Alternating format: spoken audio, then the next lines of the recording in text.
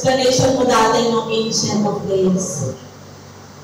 Ibig na sabihin is, He is sovereign. He is eternal. He is our eternal Savior. He is our eternal Judge. He is sovereign. He is in control of everything. Amen. Lahat ng nangyayari sa buhay, nangyari sa buhay mo noon, ngayon, nasa hinaharap, He is sovereign.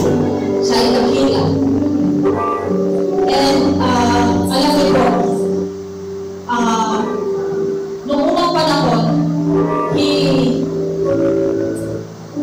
performed miracles. Alam naman po natin yan. Pinakita niya kung paano siya ka-faithful kay Abraham and Sarah.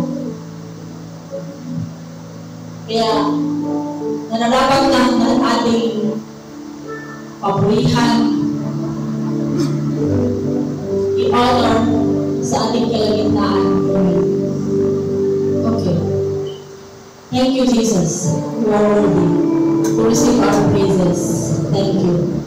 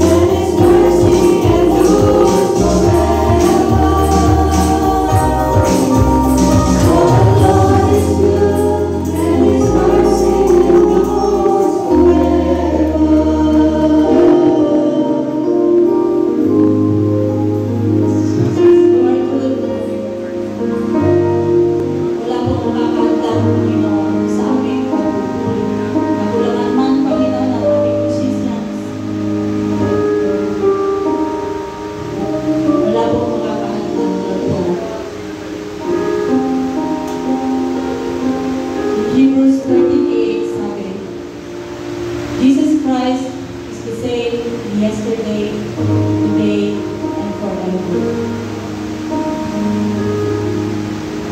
It's not natin, faithful He has been. Faithful He is today, and will be faithful tomorrow. Amen.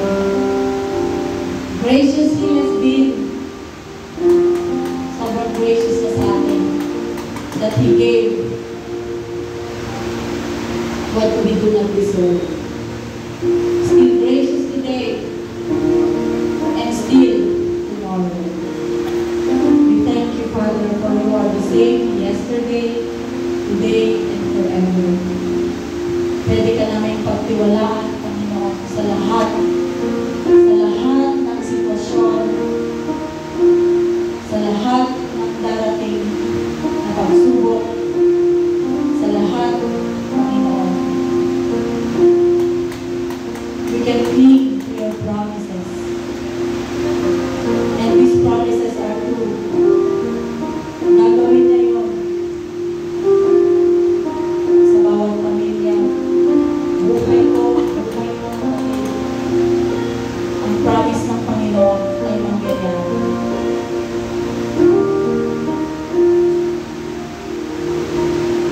Thank you, Jesus.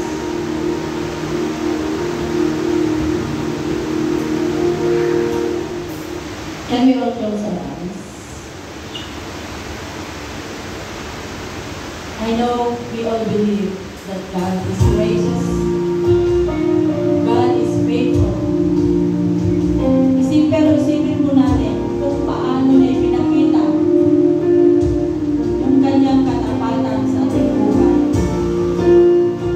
para ma-appreciate natin kung sino yung Diyos na pinaglilingkuran natin.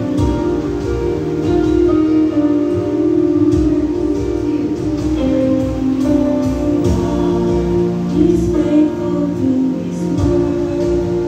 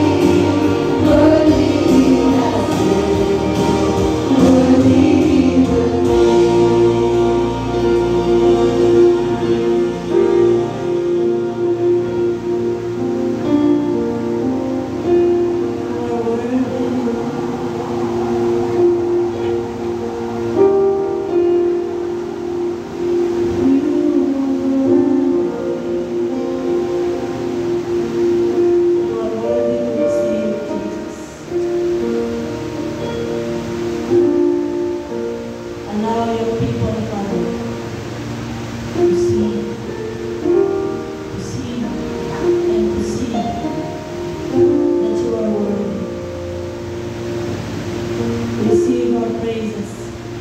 Inhabit the praises of your people, Father.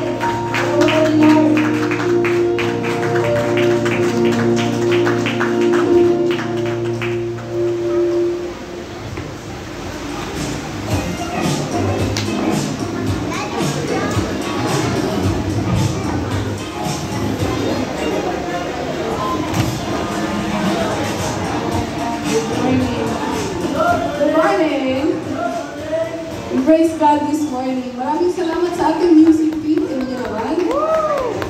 One-man band. Two-man band. Thank you so you for that. Oh, hi Nico. Is that you? Hi. Good morning po sa lahat. Mga magagandang usherettes. After the message, ang ating tithes ko.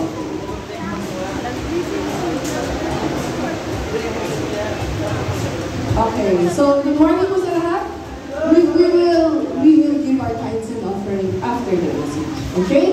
So ngayon, hello, ako po si Ate Joanne. For those of you here for the first time, before I proceed, can you look at your neighbor and say, God is good. And so are you. God is good and so are you. Sige, bago po tayo mag-announcements, sino dito ang nakaranas ng goodness ni God itong nakaraang linggo? Naranasan mo yung goodness ni God itong nakaraang linggo. Nakukukunti lang. Kawawa naman yung iba. Ulitin ko paano ba yung Tagalogin? Sino ang nakaranas ng kabutihan ng Panginoon itong nakaraang linggo? Lahat ba kayo ay nakakain? 3 times a day? Diba? Lahat tayo ay may bubong above our heads. That is the goodness of God. So I would like to open up the floor kung sino po ang gustong mag-testimony para i-share naman sa ating mga yung home family kung ano yung napakagandang nangyari sa iyo itong buong linggo. So gusto ko to sana gawin every Sunday para malimit naman natin yung kabutihan ng Diyos sa buhay ng bawat isa. May napipick up na electric fan sa antena yun. Sige, dito ako. Sino ba ang gusto ko ba? Mamaya, nagtatawag na ako.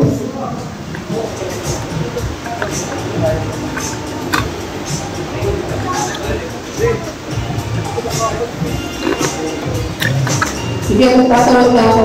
May nakita ako nag-post sa Facebook. Okay ba ito kung ano? Gusto mo ba mag-share? Pinawag sa akin ni Kuya yung magaganda mong post. Ano nga dito? Sige na daw sa akin, Kingsmen, support! Support! Good morning! Good morning! Naman, pahingin naman ang microphone.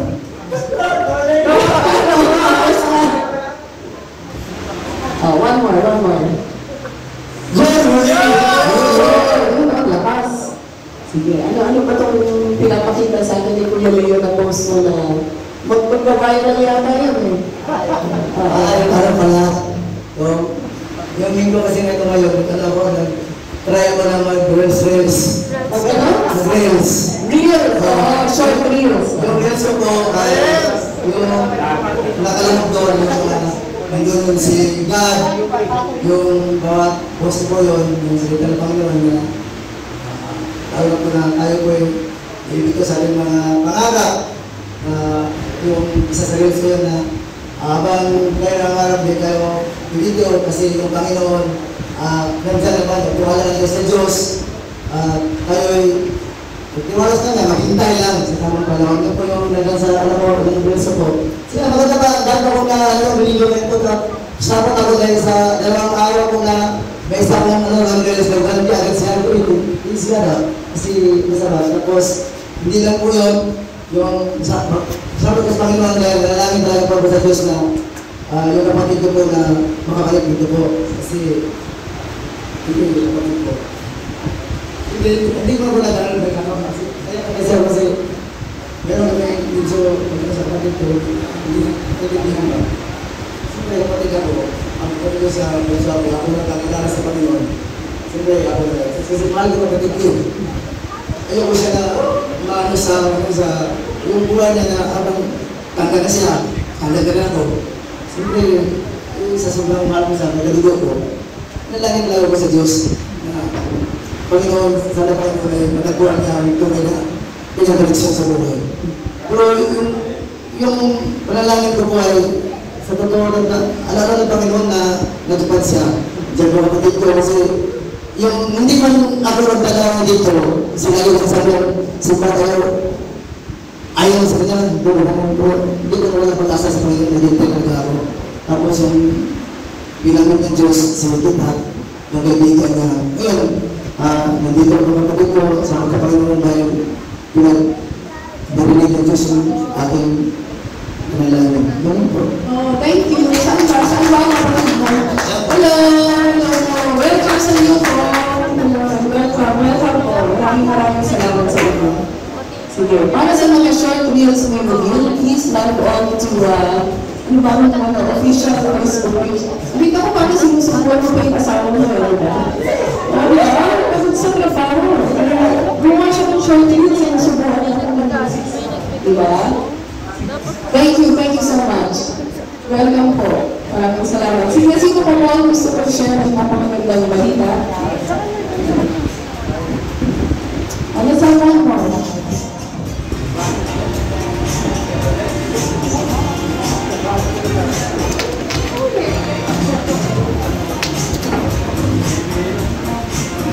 Magtatawag na ako ulit? Ayun na. Ayun na. Hello. Good morning. Good morning. Lorna. Good morning. Morning! Morning! Hallelujah! Hallelujah.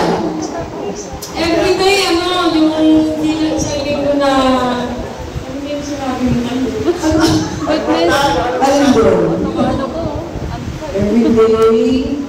Every day yung binigay ni Lord na pagkain, yung meron tayong bahay. Masaya.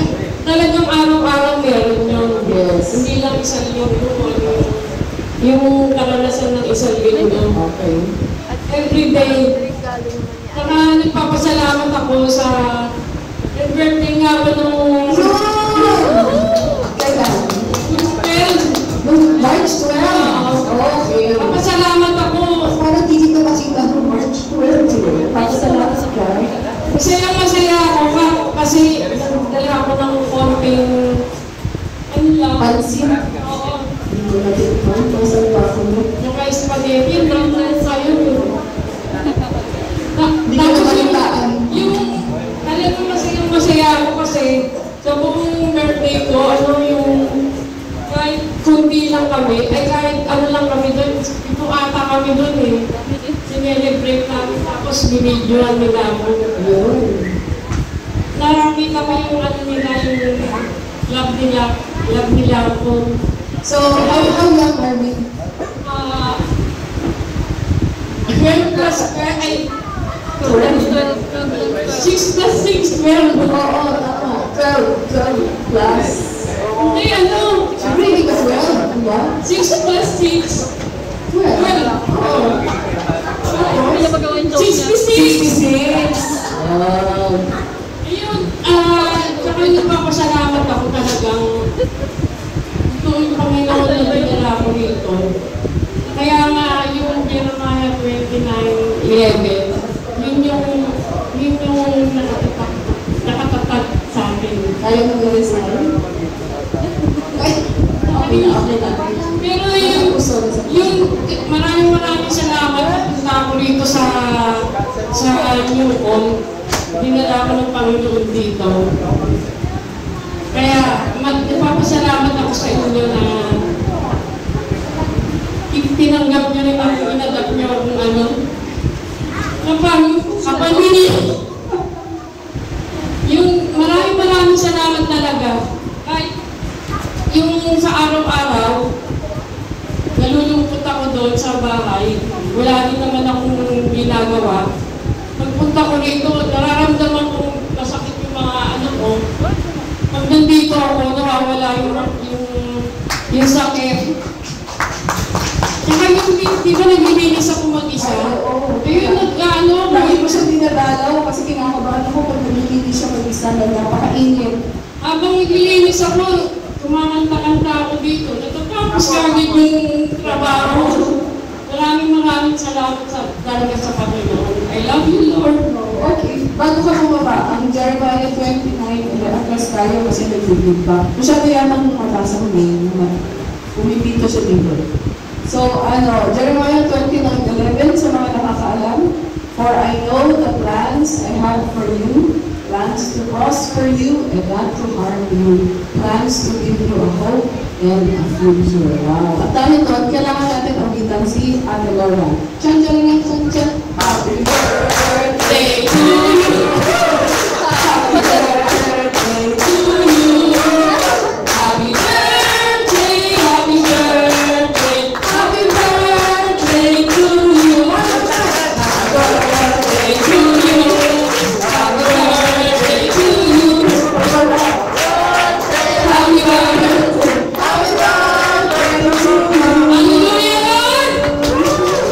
Thank you, Ate Lorna. Okay, alright, so I would like to thank the Lord because you know, Ate Lorna comes here every day to clean the church. Tapos nandito sila ni Gina Dula every Saturday night para i-arrange yung chair. So palakpakan naman natin sila. Kasi napaka-dedicated.